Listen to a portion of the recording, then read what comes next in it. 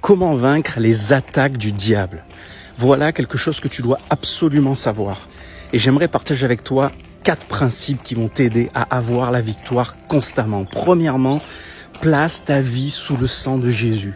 Assure-toi que tu es positionné sous le sang de Jésus. Assure-toi que ta vie est toujours dans sa main et n'hésite pas de manière régulière à demander pardon, à marcher dans la repentance et à te positionner sous le sang de Jésus. Tu peux le prier, le déclarer et c'est une position aussi de cœur. Donc premièrement, positionne-toi sous le sang de Jésus qui est capable de briser toute malédiction, toute attaque, toute puissance démoniaque qui viendrait contre ta vie.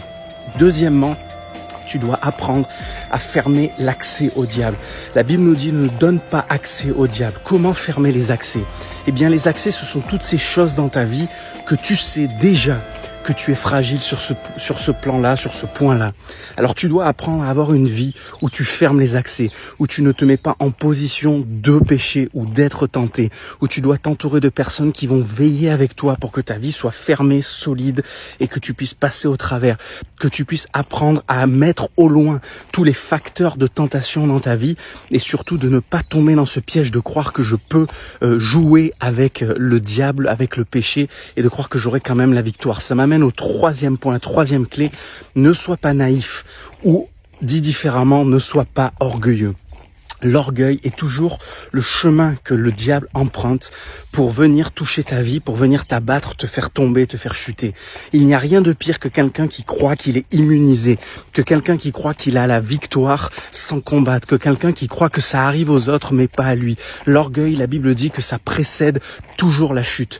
Donc tu dois apprendre à ne pas être naïf, reste dans l'humilité, dans la dépendance avec Dieu. Donc, si tu pratiques ça, tu seras fort, tu seras solide et tu avanceras et tu vaincras. Donc, tu places ta vie sous le sang de Jésus, ça, tu l'as compris. Deuxièmement, tu ne donnes pas accès au diable. Troisièmement, tu n'es pas naïf. Et quatrièmement, bâtis une vie spirituelle solide. Qu'est-ce que ça signifie? Apprends à prier, à lire la parole de Dieu de manière régulière. Parce qu'en faisant cela, tu es en train de consolider ton être spirituel, ton homme, l'homme spirituel, la femme spirituelle qui est en toi. Tu es en train littéralement de la fortifier, de la rendre solide. L'apôtre Paul nous dit que nous devons nous exercer à la piété. Quand tu fais de l'exercice, tu deviens fort.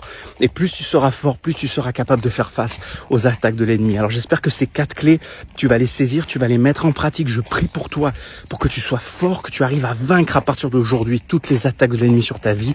Sois béni et à bientôt.